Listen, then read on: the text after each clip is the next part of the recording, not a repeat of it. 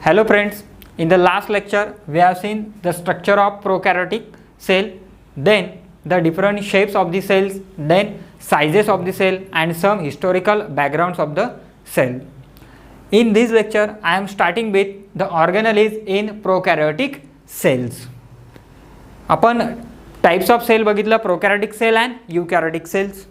So त्यामध्ये difference आपण सांगितला की प्रोकॅरियोटिक सेलमध्ये अब्सेंट असतात membrane bounded cell organelles which are present in the eukaryotic cells. पण आपल्याला प्रोकॅरियोटिक सेल्समध्ये दोन ऑर्गॅनलीज दिसतात, that is ribosomes and inclusion bodies. So first one is ribosomes. First organelle is ribosome. Ribosomes, what is ribosomes? Ribosomes are small dense particles. These are solid particles which are present in the cytoplasm of the cell. The type of ribosome in prokaryotic cell is 17S type. आपण type of sale ज्यावेळी बघितलं तेव्हा बघितलं की ribosomes त्याच्यामध्ये present असतात. Structure ज्यावेळी आपण बघितलं प्रोकॅरियोटिक सेलचं तेव्हा आपण सांगितलं की 17S टाईपचे प्रेझेंट असतात. तिथे मी सांगितलं होतं यस म्हणजे काय. So it is a Svedberg unit. It is a unit of sedimentation. ठीक आहे. सो प्रत्येक रायबोझोममध्ये दोन युनिट प्रेझेंट असतात. ठीक आहे. Each ribosome is made up of 2 subunits, larger subunit and smaller subunit. Larger subunit is 15S and smaller subunit is 13S. म्हणजे काय, ज्यावेळी 15S आणि 13S कंबाईन होतात, ठीक आहे, त्यावेळी त्याची जी स्पीड असते सेडिमेंटेशन होण्याची ती असते 70S. बट ज्यावेळी दोन्ही unit that is larger and smaller subunit separate होतात त्यावेळी त्यांचा रेट जो असतो तो असतो 50S. कोणाचा? लार्जर सबयुनिटचा. आणि स्मॉलर सबयुनिटचा रेट असतो 30S. त्यामुळे आपण म्हणतो की each ribosome that is 17S type of ribosome is made up of 2 subunit that is 50S plus 30S. So 50S is a larger and 30S is a smaller subunit. ठीक आहे. चला पुढे. Then this organelle ribosome present in both prokaryotic and eukaryotic cell. So this is the only organelle which is present in both the cells, that is in prokaryotic cell as well as eukaryotic cells. कारण की आपण सांगितलं होतं प्रोकॅरियोटिक सेल्समध्ये आपल्याला membrane bounded ऑर्गॅनलीज जे आहे त्या दिसत नाही. There is a absence of membrane bounded organelles in the prokaryotic cells but which are present in the eukaryotic cells. But ribosome is the organelle which is present in both prokaryotic and eukaryotic cell. So हा एक question तयार होतो. ठीक आहे. Which of the following organelle is present in both the cells means prokaryotic cell as well as eukaryotic cell. So option अनेक असतील, mitochondria असेल, chloroplast वगैरे असेल. So correct option is the ribosomes. ठीक आहे. हे लक्षात ठेवायचं आहे की रायबोझोम ही ऑर्गॅनली आहे which is present in both the type of cell that is prokaryotic and eukaryotic sale.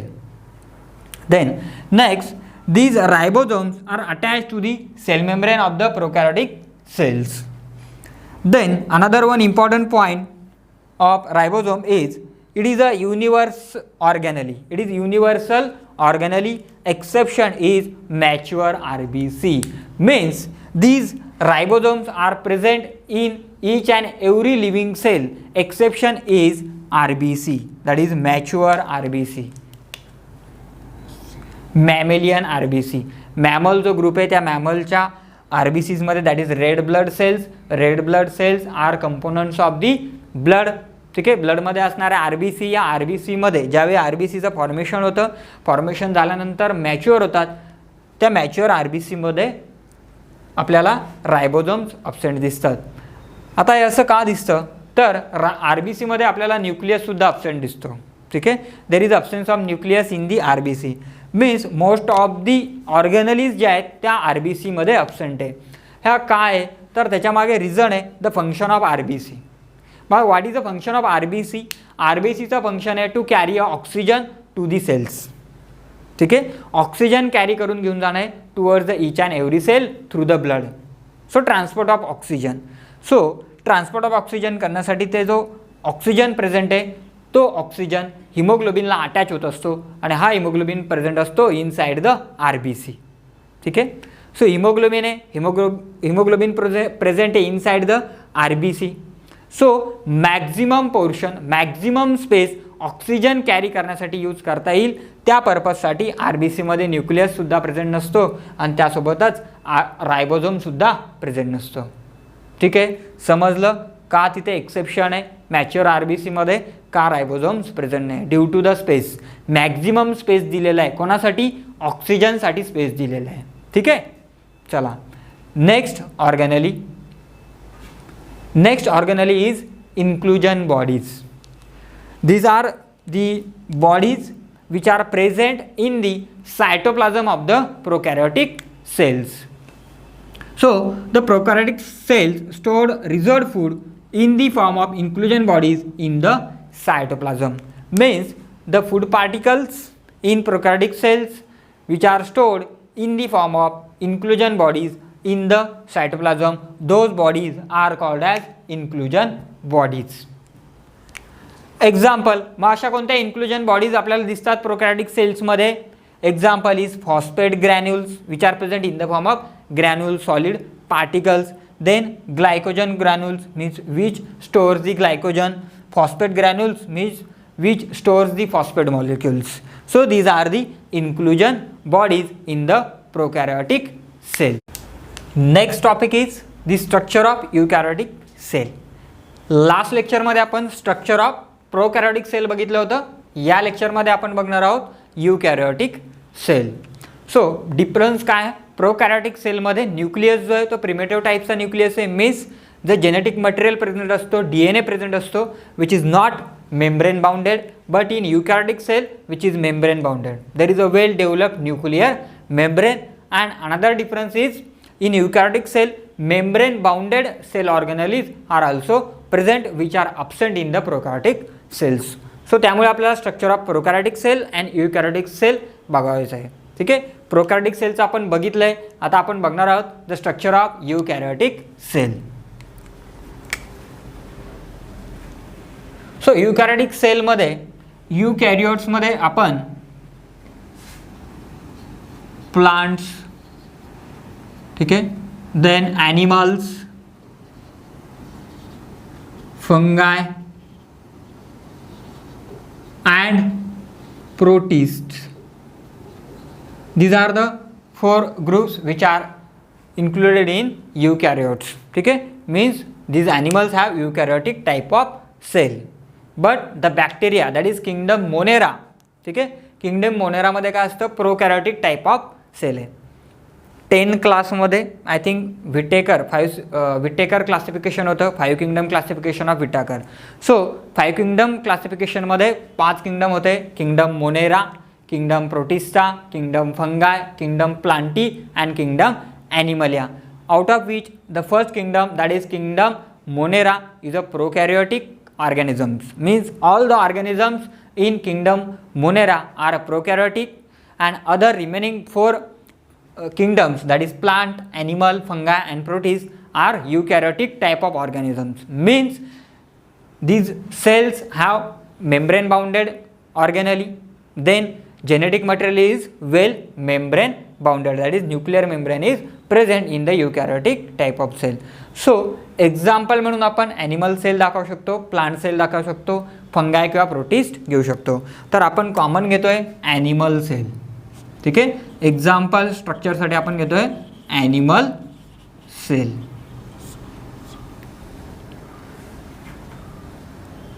चला, in animal sale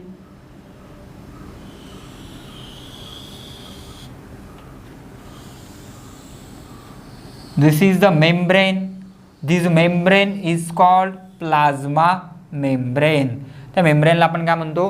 plasma membrane. This plasma membrane is also present in the prokaryotic cell. ठीक आहे. जो आपण प्रोकॅरियोटिक सेलमध्ये बघितलं तर तिथे आपल्याला प्लाझ्मा मेम्ब्रेन दिसत होता. ठीक आहे. तसाच plasma membrane, that is cell membrane, present आहे in the eukaryotic cell. But in animal cell there is a no cell wall. आपण बघितलं प्रोकॅरियोटिक सेलमध्ये outside the plasma membrane there is another extra layer. That extra layer is called as cell wall, but that extra layer is absent in the animal cell but which is present in the plant cell. ठीक आहे, आपण plant sale मध्ये हा एक difference असतो basic plant आणि animal सेलमध्ये. Plant सेलमध्ये सेल वॉल प्रेझेंट असतो जो की ॲब्सेंट असतो इन द ॲनिमल सेल. ठीक आहे, सो ॲनिमल सेल आपण ड्रॉ करतोय. ठीक आहे, ॲज अ युकॅरियोटिक सेलचा रिप्रेझेंटेटिव्ह म्हणून. त्यामुळे आपण इथे सेल वॉल काढणार नाही, कारण का ॲनिमल सेलमध्ये सेल वॉल ॲब्सेंट आहे. चला, देन जसं प्रोकॅरियोटिक सेलमध्ये मॅट्रिक्स प्रेझेंट आहे त्याच पद्धतीने मॅट्रिक्स प्रेझेंट असणार आहे inside the eukaryotic cell, inside this cell membrane, that is plasma membrane. So this is a matrix which is called as cytoplasm. त्यालाच आपण काय म्हणतोय, cytoplasm. So this is matrix. This matrix is called as cytoplasm. So this is cytoplasm. ठीक आहे, जसं प्रोकॅरियोटिक सेलमध्ये त्याच पद्धतीने आपल्याला युकॅरियोटिक सेलमध्ये दिसतोय काय, सायटोप्लाझम.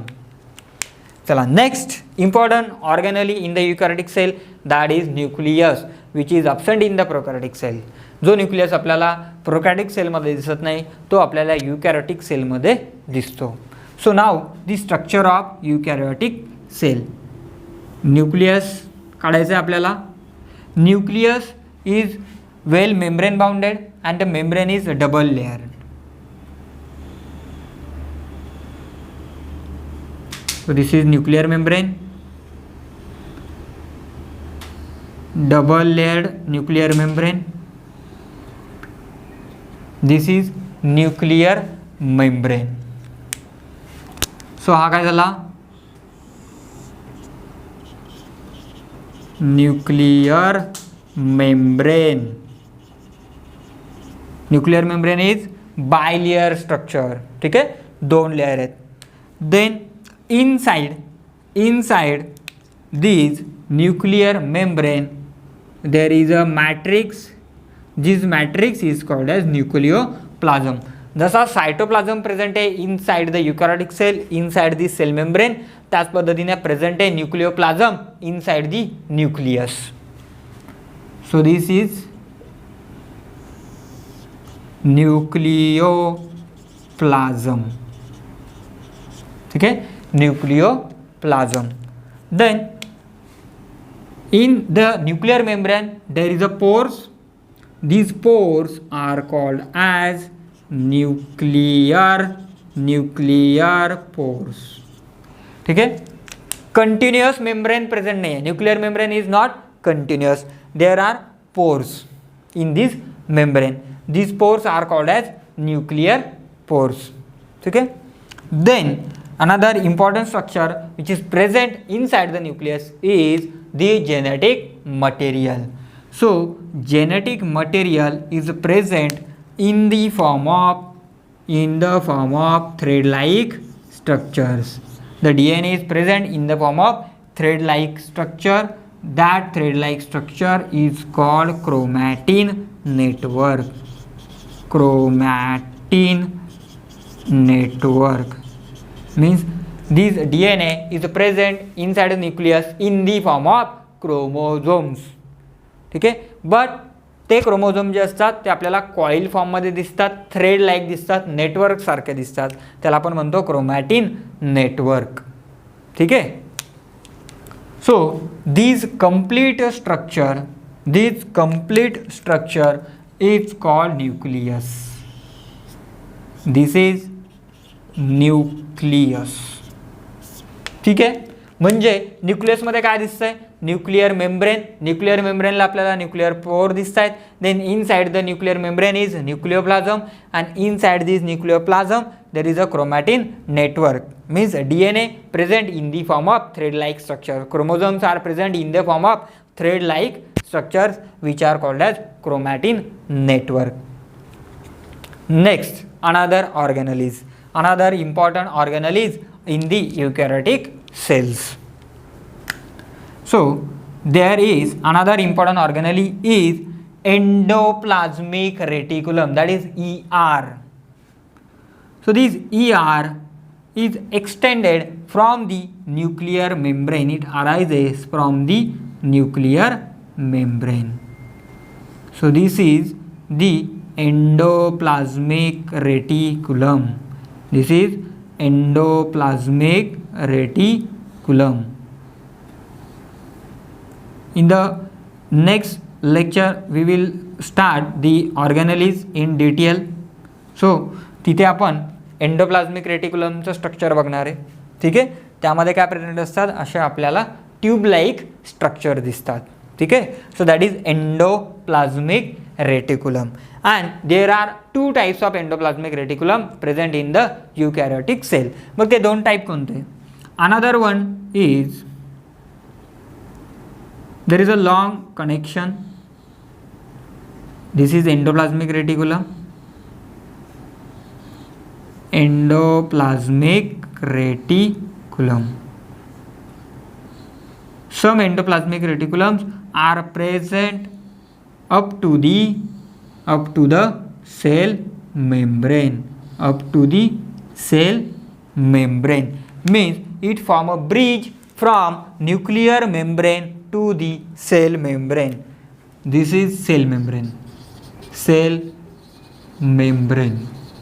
ठीक आहे, त्यालाच आपण काय म्हणतो, प्लाझ्मा मेम्ब्रेन. मेम्ब्रेन शॉर्ट फॉर्ममध्ये तुम्ही त्याला म्हणू शकता CMPM. काय म्हणू शकता, CMPM. So this endoplasmic reticulum forms the bridge in between the nuclear membrane and the cell membrane or plasma membrane. So याने काय झालं, ॲडिशनल सपोर्ट मिळाला आहे टू द सेल. सेलच्या स्ट्रक्चरला काय मिळतोय, सपोर्ट मिळतोय. आता बघा इथे मी वेसल्स, इथं ट्यूब दाखवला आहे पण इथे या स्पेसमध्ये ट्यूब दाखवलं नाही. तर याचा अर्थ इथे नसतात का, तर इथे प्रेझेंट असतात, पण डायग्राम काढत असताना आपण त्या काढलेला नाही आहे, त्यामुळे मी इथे डायरेक्टली दाखवलं आहे. ठीक आहे, मग आता मी तुम्हाला 2 टाईप सांगितले की 2 टाईप्स असतात एंडोप्लाझ्मिक रेटिक्युलमचे. 2 टाईप्स कोणते, तर endoplasmic reticulums which are present with the ribosomes, the dense particles, those endoplasmic reticulum is called rough endoplasmic reticulum, that is RER, rough endoplasmic reticulum. So this one is rough endoplasmic reticulum. Why rough? Due to the presence of that solid particles. That is why rough. Means याचा appearance कसा असणार आपल्याला, rough, due to presence of the ribosome particles, that is solid dense particles on the endoplasmic reticulum.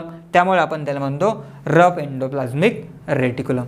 And the another endoplasmic reticulum where the ribosomes are absent, this endoplasmic reticulum is called as SER. SER means simple है, smooth endoplasmic reticulum. Smooth endoplasmic reticulum means due to the absence of ribosome, there is no ribosomes, that's why it is a smooth, and due to presence of ribosome it is a rough. So या basis वरती आपण endoplasmic रेटिक्युलमचे 2 type केले, that is rough endoplasmic reticulum and smooth endoplasmic reticulum. Then another one important structure is the Golgi body. Another organelle in the eukaryotic cell is Golgi body or Golgi complex. Golgi बॉडीची diagram काढत असताना आपल्याला लक्षात ठेवायचं आहे, याला 2 face असतात, एक असतो कॉन्केव फेस आणि एक असतो convex face. So concave face always faces towards the cell membrane and convex face always faces towards the nuclear membrane. हा बघा, this is convex and this is concave. Concave कुठे present आहे, on the cell membrane side. Convex कुठे present आहे, on the nuclear membrane side. So इथे सुद्धा अशा काय असतात, अनेक ट्यूब प्रेझेंट असतात. अँड दी व्हेसिकल्स प्रेझेंट असतात around the Golgi body. Golgi बॉडीचं स्ट्रक्चरसुद्धा आपण डिटेलमध्ये या चॅप्टरमध्ये पुढे बघणार आहोत. ठीक आहे. So that is Golgi body. So this is Golgi body. ठीक आहे, Golgi body. Next, another one important structure is the centrosome. Centrosomes. Centrosomes are made up of two centrioles. These two centrioles are arranged perpendicular to each other at a 90 degree. ठीक है, one is vertical, another one is horizontal. So it forms a 90 degree angle vertically एक असतो आणि एक horizontally present असतो. ठीक आहे. So to centrioles बघा, हा एक आहे आणि हा एक आहे, horizontal and vertical. And these two centrioles are surrounded by 9 peripheral microtubules. 1 2 3 4 5 6 7 8 and 9. This complete structure is called centrosome. These centrosome have two centrioles. Centrosome मध्ये आपल्याला काय दिसतात, दोन सेंट्रिओल. सेंट्रिओल कशापासून तयार झालेलं आहे, कंपोजिशन काय, हे सुद्धा आपण डिटेलमध्ये एक ऑर्गॅनली बघणार आहोत. ठीक आहे. त्यावेळी कळेल की व्हॉट इज अ सेंट्रिओल. ठीक आहे. याचं मेन फंक्शन काय असतं, याचं मेन फंक्शन असतं सेल डिव्हिजन. ठीक आहे. याच युनिटमध्ये नेक्स्ट चॅप्टर जो असेल, नेक्स्ट इज बायोमॉलिक्यूल, त्याच्या नेक्स्ट असेल cell cycle and cell division. त्या चॅप्टरमध्ये आपण बघणार आहोत सेंट्रिओलचं फंक्शन. ठीक आहे. तिथे आपल्याला दिसून येतं की सेंट्रिओल कशा पद्धतीने सेल डिव्हिजनला मदत करत असतो. ठीक आहे. नाव another one important thing about the centrosome is the centrosome is present only in animal cell. So this is another important point. Means centrosomes are absent in the plant cells. So plant cell मध्ये आपल्याला centrosome दिसत नाही. It is present only in the animal cells. ठीक आहे. हा point सुद्धा आपल्याला लक्षात ठेवायचा आहे. Then another organelle is the powerhouse of the cell, and the powerhouse of the cell is mitochondrion. So mitochondrion is also double shaped bilayered structure. So this is the structure of mitochondrion. So mitochondria is also present in the eukaryotic cell.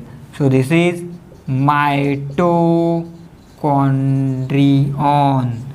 ठीक आहे. Singular असेल तर आपण त्याला म्हणतो मायटोकॉन्ड्रियन, and plural असतील तर त्याला आपण म्हणतो मायटोकॉन्ड्रिया. ठीक आहे. So that is mitochondria. Function of mitochondria is power house. It acts as a power house of the cell. Means it generates the ATP, energy rich molecules. Then another one structure in the eukaryotic cell is the single membrane bounded bag like structures. ठीक है. single membrane bag like structures are called as lysosomes. These lysosomes have a specific type of enzymes. These enzymes help in the killing of the bacteria and viruses or any other foreign particle which invades inside the cell. The function of lysosomes जे असेल ते सुद्धा आपण डिटेलमध्ये बघणार आहोत. ठीक आहे. ऑर्गॅनली बघणार आहोत. Then another one structure is the thread like fibre like cytoskeleton. So this is called as cytoskeleton. This is cytoskeleton. The skeleton of the cell is called as cytoskeleton. So this is a cytoskeleton. बघा, जसं आपल्या बॉडीमध्ये skeleton present आहे, means that is bones present आहे. Bone हा आपला काय skeleton आहे.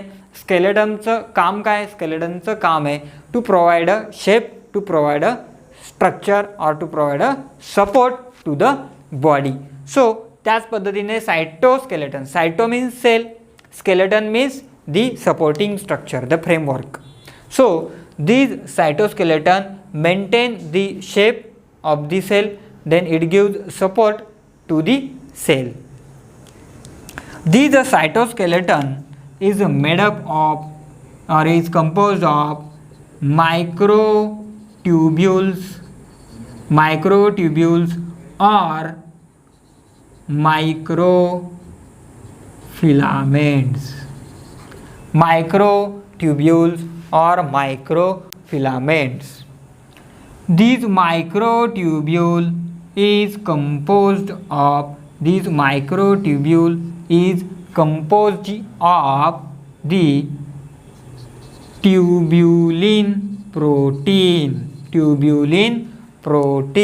These microtubules are composed of the tubulin protein. These are hollow vessel like, tube like structure, that is tubulin protein पासून तयार झालेले असतात microtubule. These are tube like structures. And microfilament is composed of actin protein.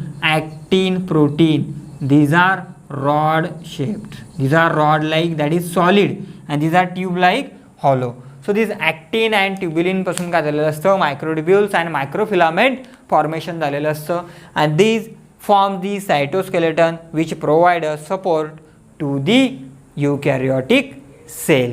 So this is the basic structure of the eukaryotic cell. So एकदा बघूया कोणकोणत्या ऑर्गॅनेल्स आपल्याला दिसत आहेत. सायटोप्लाझम आहे, देन न्यूक्लियस आहे, न्यूक्लियसमध्ये nuclear membrane, nuclear pores, nucleoplasm and chromatin network. This complete structure is called as nucleus. Then another आपण structure बघितलं endoplasmic reticulum. The endoplasmic reticulum is extended from the कुठून झालंय, from the nuclear membrane, and there are two types of the endoplasmic reticulum, rough endoplasmic reticulum and smooth endoplasmic reticulum. Ribosomes present असतील तर rough endoplasmic reticulum, ribosomes absent असेल तर आपण त्याला म्हणतो smooth endoplasmic reticulum. Then another structure बघितलं आहे Golgi body और गोल्गी कॉम्प्लेक्स. दोन फेस असतात, एक असतो कॉन्केव फेस आणि एक असतो convex face. Convex face always present towards the nuclear membrane, concave face always present towards the cell membrane. ठीक आहे.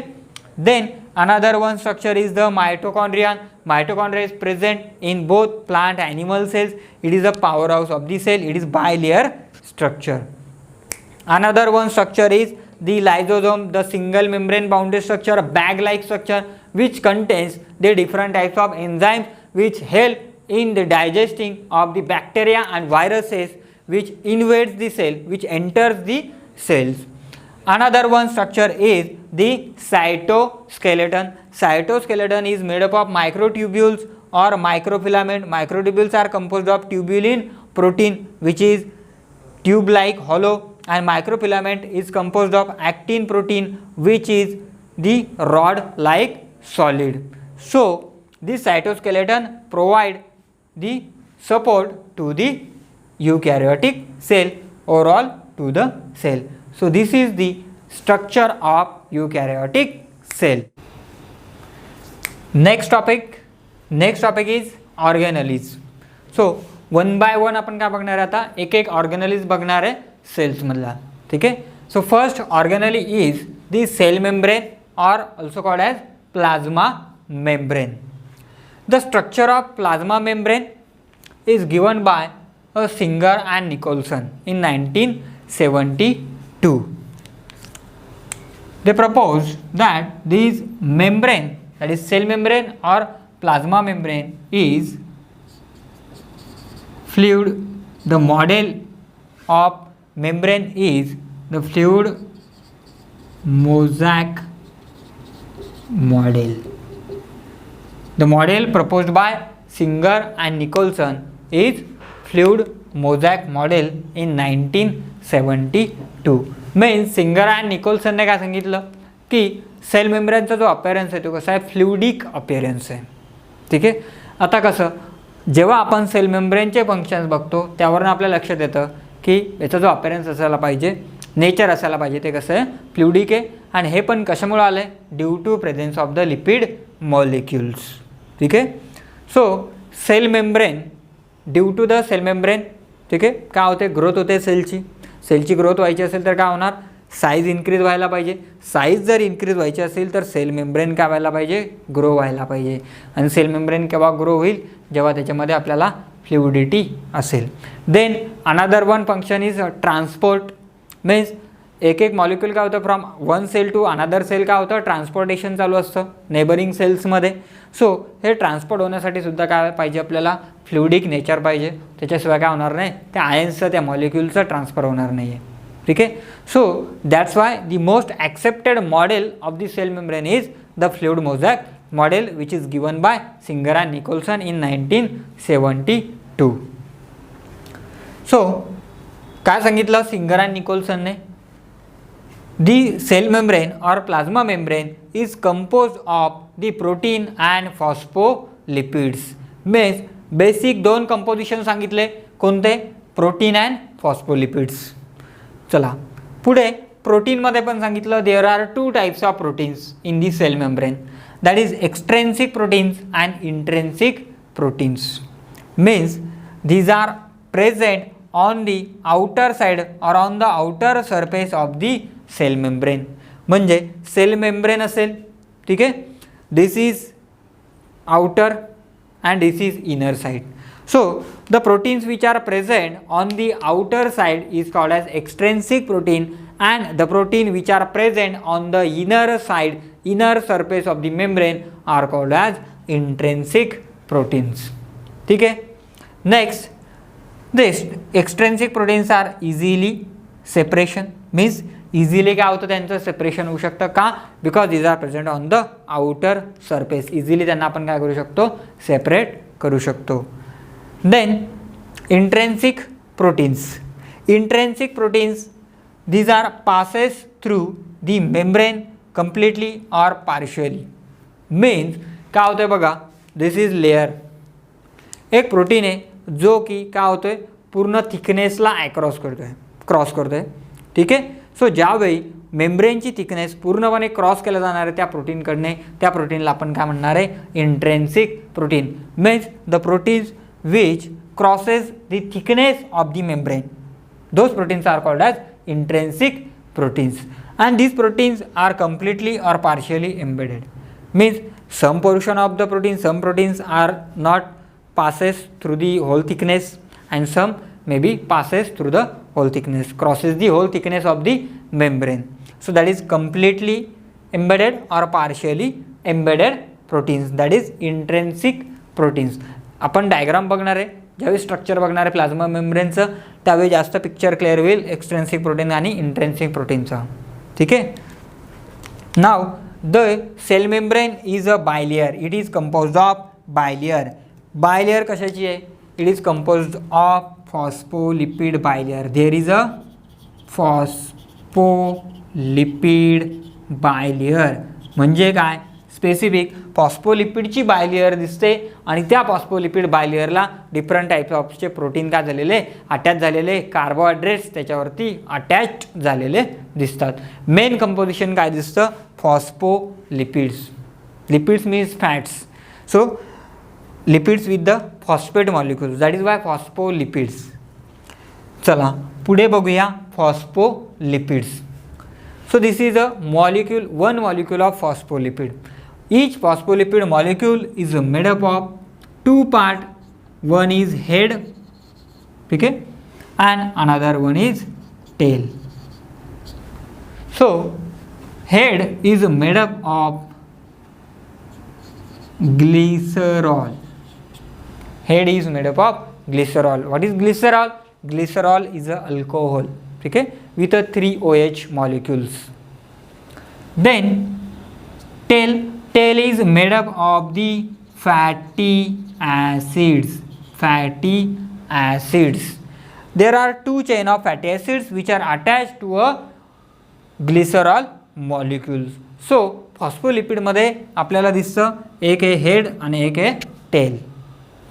These head are polar molecules and these tail are non-polar molecules. Means these are uncharged. There is no charge on the tail and this head molecule is a charge. There is a positive charge and negative charge.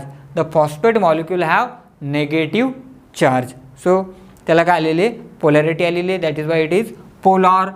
And this head is hydrophilic. Hydrophilic. Philic means loving, means which attracts to the water molecule, means it can pass the water molecule easily through the cell membrane. But the tail is hydrophobic. Hydrophobic. Phobic means phobia, डर लगना. ठीक आहे, म्हणजे काय म्हणतो त्याला आपण भीती.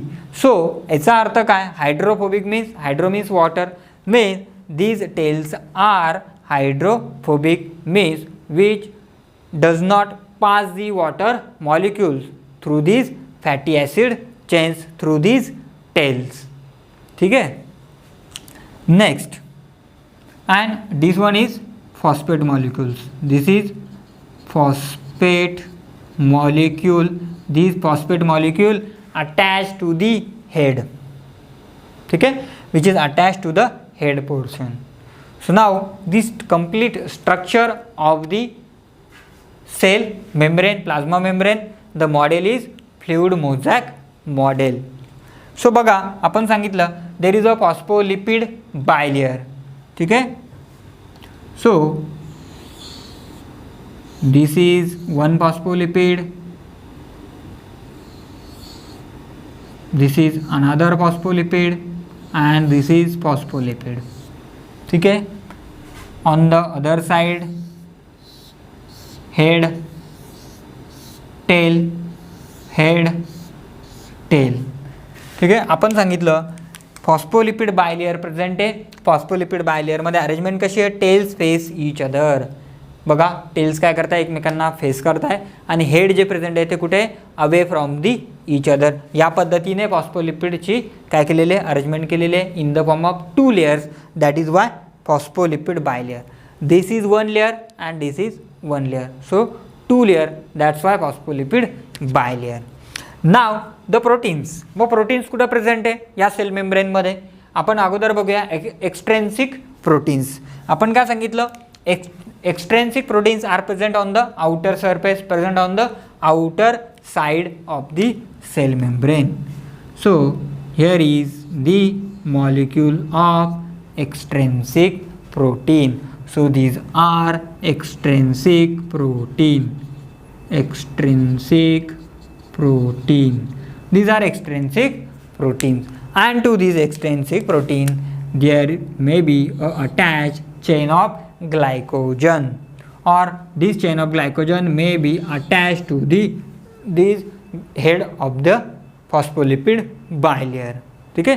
So that is carbohydrates are also present on the cell membrane.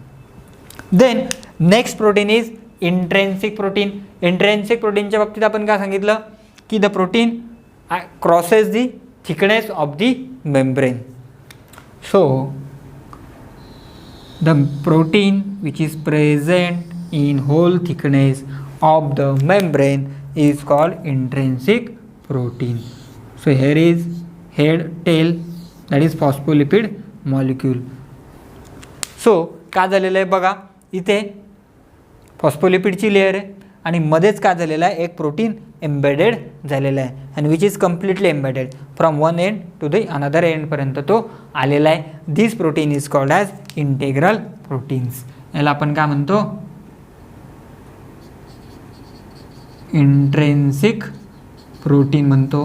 ठीक आहे. त्याला दुसरं नाव आहे integral proteins which crosses the whole thickness of the plasma membrane. यालाच आपण कॅरियर प्रोटीन असं सुद्धा म्हणतो, यालाच आपण प्रोटीन चॅनल असं सुद्धा म्हणतो, कारण की it acts like a channel which passes the ions, passes the molecules through the plasma membrane, means from outer environment to the inside of the cell. Transport करण्याचं काम हे प्रोटीन करत असतात. That's why this proteins are also called as transport proteins. ठीक आहे, और channel proteins, और these are also called as porins, means pore like structures. These have small pores. ठीक है, so these are intrinsic proteins, and there is another structure present in the cell membrane is the cholesterol.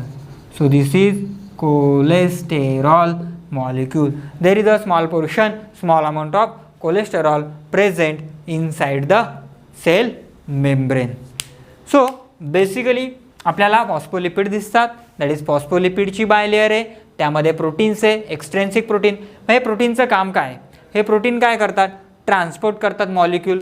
म्हणजे when the molecule attach to this protein enter or start to move inside the cell. बघा, this is the outer side and this is the inner side. Means outer side to inner side जे transport केलं जाईल कोणा through दिस एक्सट्रेन्सिक protein. आणि पुन्हा काय होईल? हा जो एक्सट्रेन्सिक प्रोटीन इथे आलेला आहे तो बॅक रिटर्न जाईल into the on the outer side. ठीक आहे, आणि इथनं काय होतं? It carries the molecules. हा डायरेक्टली काय करतोय? Molecules according to the concentration gradients असेल, म्हणजे हाय लेवल टू लो लेवलपर्यंत मॉलिक्युल्सला घेऊन जाण्याचं काम हे कोण करत असतं? इंट्रेन्सिक प्रोटीन्स त्यामध्ये करत असतात. इंट्रेन्सिक प्रोटीन एखाद्या चॅनलसारखे ॲक्ट होत असतात. इकडनं एंटर झाला, इकडनं पण पोर असतो आणि इकडे काय होतो? बाहेर पडतो, म्हणजे इनसाईडला येत असतो. ठीक आहे, that is the functioning of intrinsic protein. So chemical composition जर आपण बघितलं, केमिकल कंपोजिशन आपण बघितलं तर lipids these are 55% in the cell membrane, then proteins are 40% and carbohydrates are 5%. ठीक है, in most of the cells lipids are 55%, proteins are 40% and carbohydrates are 5%. So this is the structure of the cell membrane. ठीक आहे, अजून एक आपण सांगितलं this head is hydrophilic and the tail is hydrophobic. म्हणजे काय? आपली जी स्किन आहे या स्किनमध्ये सेल्स आहे. सो या सेल्सला काय प्रेझेंट आहे? सेल मेम्ब्रेन आहे. सेल मेम्ब्रेनमध्ये काय दिसणार तुम्हाला? ही फॉस्फोलिपिडची बायलेअर. ठीक आहे, त्यामुळे बघा वॉटरचं जे स्किन थ्रू ॲब्झॉर्प्शन आहे ते इझिली होत नाही. का? कारण तिथे अपोज करणारं कोण प्रेझेंट आहे? Hydrophobic tail which repels the water molecules, which does not allow to pass the water molecule through the skin. So water easily जे असतं ते आपल्या याच्यामधनं पास होत नाही स्किनमध्ये. ठीक आहे, बट त्याच जागी ऑइल असेल तर ऑइल काय होतो? इझिली एंटर होतो. कारण का? these heads, ठीक आहे, which are lipids and this tail is also lipid, that is fatty acid. so fatty acid आणि ऑइलसुद्धा एक काय? फॅट आहे. सो इझिली काय होतं त्याच्यामध्ये तो डिझॉल्व होतो आणि पास होतो थ्रू द सेल मेम्ब्रेन आणि इझिली एंटर होतो inside the cell. So this is our last topic. ठीक आहे, दॅट इज सेल मेम्ब्रेन और प्लाज्मा मेम्ब्रेन. थँक्यू.